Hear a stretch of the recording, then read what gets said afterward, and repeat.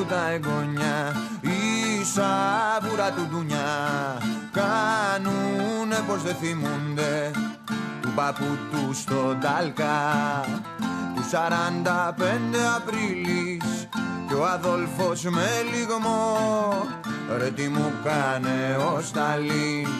με τον κοκκίνο στράτο το σφύρι έχω στο κεφάλι το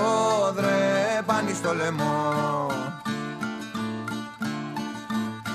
Τζάμπα οι αστεί με σπρώχναν να τους σβήσω τον καημό και μπελάδες θα έχουν πάλι με το Γεωργιάνο κι όλο εσκούζω ο Αδόλφος μες στα Απρίλη τις φωτιές μες στο Βερολίνο μπαίνουν οι κομμουνίστες και οι Αριλάκοι ζουν αντίλοπες παρδαλές. Ωχ Εύα μου,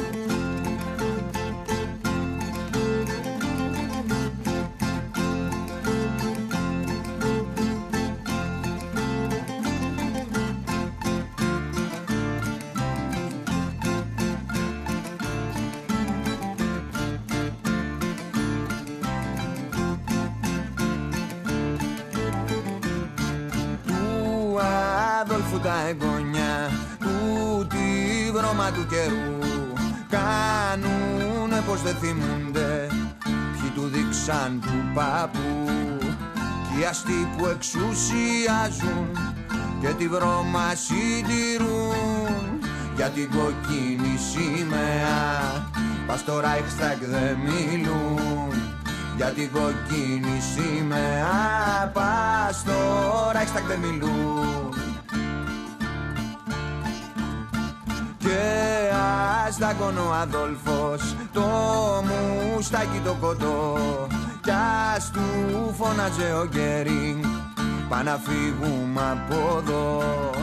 και ας εσκούζε ο Φίρερ απ' της Μπράουν την ποδιά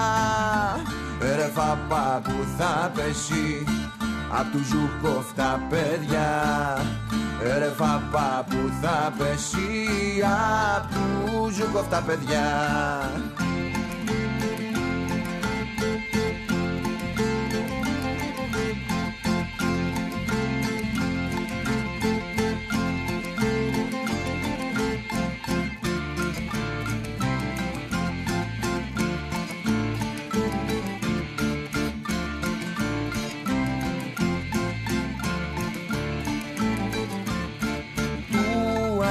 Αδόλφου τα εγγονιά, η σαπίλα του ντουνιά ξανά μπήκαν στη Μαρκίζα, στον αστόν το τζαμπούκα η εξουσία των λεφτάδων δίχως τα αυτιά ίδια της πότε χιτής κι ασφάλιτης πότε τα γαμάτα ασφάλιτης.